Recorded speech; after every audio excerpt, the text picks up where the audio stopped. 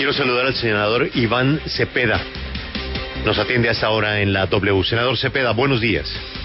Buenos días, Julio. Un saludo especial para ustedes, para las personas que lo acompañan en el trabajo periodístico y quienes escuchan a esta hora. Gracias, senador.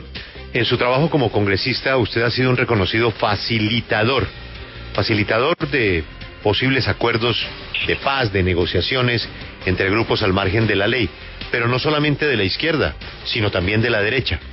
Y yo quisiera, hasta donde usted pueda, que nos ilustrara sus intentos para precisamente llegar a acercamientos con alias Otoniel, recientemente capturado. ¿Hasta dónde pudo llegar usted en la intención de que él se sometiera a la justicia?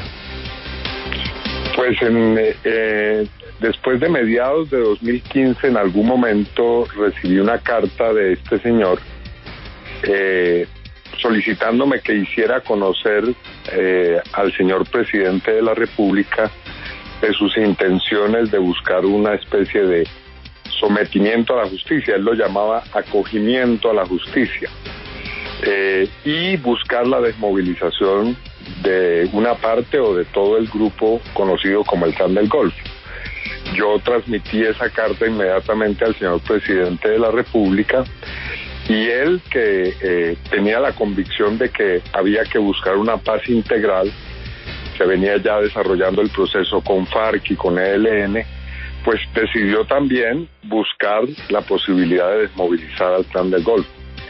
Y para eso nos designó a José Noé Ríos, quien cumplía la labor de consejero del gobierno, al fiscal general de la Nación y posteriormente al señor vicepresidente de la República, Óscar Naranjo, para que adelantáramos con todas las formalidades que para ello hay en la ley, esos diálogos que no tenían el carácter de una negociación. Ahí no estaba de ninguna manera comprometida la voluntad del gobierno para cualquier clase de peticiones que vinieran de este grupo, sino simplemente para buscar una vía expedita que lograra ese sometimiento a la justicia y también la desmovilización. Y procedimos a hacerlo durante meses. Se hizo un muy intenso trabajo en esa materia. En primer lugar estuvo el señor fiscal Jorge Perdomo y después el señor fiscal Néstor Humberto Martínez. Y faltando pocos días para que dejara sus funciones el presidente Santos, se había avanzado al punto que ya se estaba por planificar en qué guarniciones militares podrían llegar miembros del Clan del Golfo para entregar armas. Es decir, que estuvo a punto de lograrse, si no la desmovilización total, sí la de una parte de los hombres de esa tenebrosa organización y del propio Otoniel. Senador, ¿y qué pasó? Pues yo le digo francamente, Julio, que allí hubo personas que obstruyeron este proceso, y no voy a entrar a detallar estos asuntos porque yo he respetado siempre la confidencialidad de muchos de los asuntos que ocurrieron en esa época, porque así lo prevé pues la normatividad vigente. En esas labores tienen digamos un aspecto público que se puede conocer, pero hay otros asuntos que por seguridad nacional y bueno, por una serie de consideraciones no se pueden hacer públicas. Pero por ejemplo le digo esto: la ley que se logró votar en el Congreso luego de muchos esfuerzos para lograr que se pudiera hacer ese sometimiento colectivo, la ley 1908 de 2018, que era parte pues de ese proceso que se dio, fue una ley que quedó limitada, ¿no? El Consejo de Política Criminal, la propia Fiscalía hicieron una serie de exigencias que convertían ese proceso de desmovilización en una especie de trámite absolutamente burocrático, lleno de requisitos que a nuestro modo de ver eran muchos de ellos innecesarios, y realmente terminó siendo una ley que era mucho más drástica en términos de pena que el propio Código Penal. Es decir, para ilustrárselo de una manera clara, quien se someta a esa ley puede terminar cumpliendo sanciones superiores a la de la ley ordinaria. Entonces, por supuesto, con semejante ley era muy difícil lograr avanzar en ese proceso, pero a pesar de ello, como le estoy diciendo, se logró que en los últimos días del gobierno, esto lo sabe bien, pues lo supo bien todo el gobierno, los ministros que estaban comprometidos en estas tareas y también el propio exfiscal Néstor Humberto Martínez. Pero a última hora se frustró efectivamente esa posibilidad.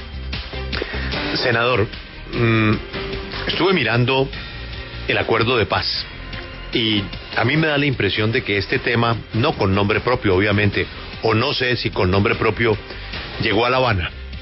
Y le quería preguntar, porque Otoniel, para llegar a ser el hombre más buscado de Colombia, estar en el cartel de los más buscados de los Estados Unidos, es porque acumuló una gran cantidad de poder. Y esos hombres acumulan poder históricamente en Colombia precisamente por sus complicidades con los empresarios, con los ganaderos, con los políticos y por supuesto con sectores de la fuerza pública. Mirando el acuerdo de paz, senador, quería preguntarle, en su opinión, mañana el abogado de Otoniel dice: yo quiero que mi cliente se presente en la JEP. Yo leo el acuerdo e interpreto que él podría llegar a la JEP a cambio de esa información. ¿Usted lo interpreta igual? No, yo personalmente no creo que la JEP esté diseñada para un caso como el de este señor, porque su labor esencial o su actividad delictiva pues fue el narcotráfico. Es decir, Otoniel es una persona que no libró un alzamiento en armas, por lo menos no lo hizo en su fase del Clan del Golfo, sí lo hizo cuando comenzó su vida ilegal a través de su incorporación al EPL, pero bueno, eso ocurrió hace mucho tiempo. Y en el actual momento es una persona que estaba ligada exclusivamente, hasta donde nosotros conocimos información, al narcotráfico. Incluso los voceros de esa organización decían que el Clan del Golfo era como una especie de oficina de impuestos de los narcotraficantes, que ellos les ofrecían toda clase de servicios que incluían la protección de sus cultivos y laboratorios, venta de insumos químicos para el procesamiento de la cocaína, galpones y 2 puertos que tenían a su disposición para exportar la droga. Entonces, en ese panorama yo considero que el señor Otoniel puede buscar algún tipo de rebajas dentro de la justicia ordinaria, pero no así en la JEP. Digamos, esa es la impresión que yo tengo. Ahora, por supuesto, los abogados de este señor seguramente harán toda clase de esfuerzos para en este momento buscar el camino más favorable a sus intereses. Eso es perfectamente previsible.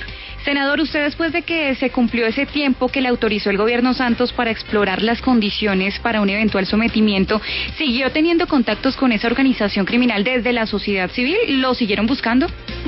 No, de ninguna manera. Ese proceso terminó de manera abrupta, como lo decía, porque se había logrado un avance muy importante, pero en último momento, repito, hubo circunstancias que lo frustraron.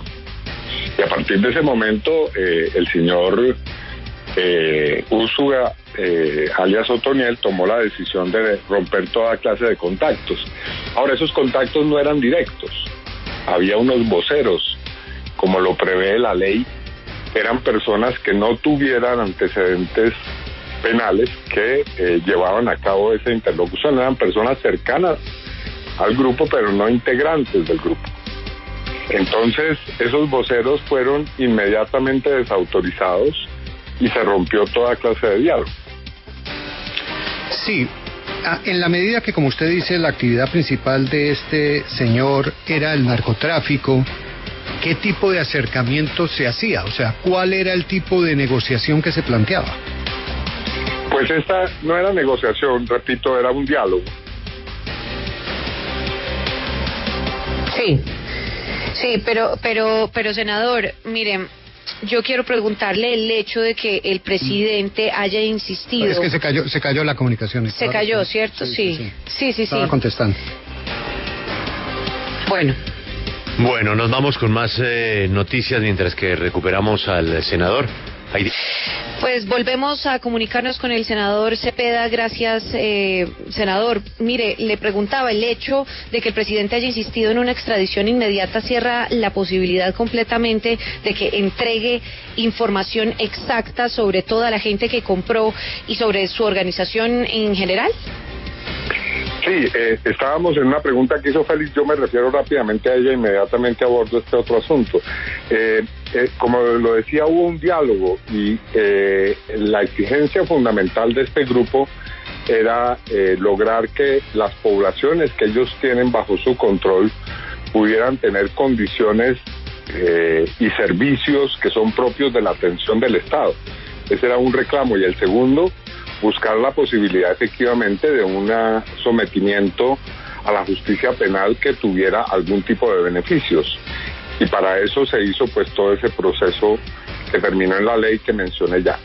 Ahora, en segundo lugar, efectivamente, como ha ocurrido en otros casos, y me refiero concretamente al episodio en el que 14 jefes paramilitares fueron extraditados en mayo de 2008 a Estados Unidos, la extradición frustra de una manera absolutamente evidente la posibilidad de que estas personas colaboren de una manera ágil y eficaz con la justicia colombiana. Eso está absolutamente corroborado por la experiencia de estos jefes paramilitares, que no solamente se dificulta mucho el hacer todas las versiones y diligencias que tiene que hacer la justicia, sino también que terminan muchos de ellos quedándose en Estados Unidos a cambio de información que también se queda en Estados Unidos y de reparaciones que se quedan en Estados Unidos.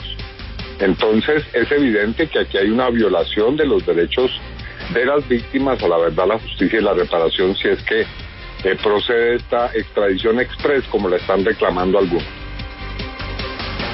Senador, muchas gracias por ilustrarnos de su trabajo entonces con el señor alias Otoniel, y aprovecho para desearle una feliz mañana desde la W.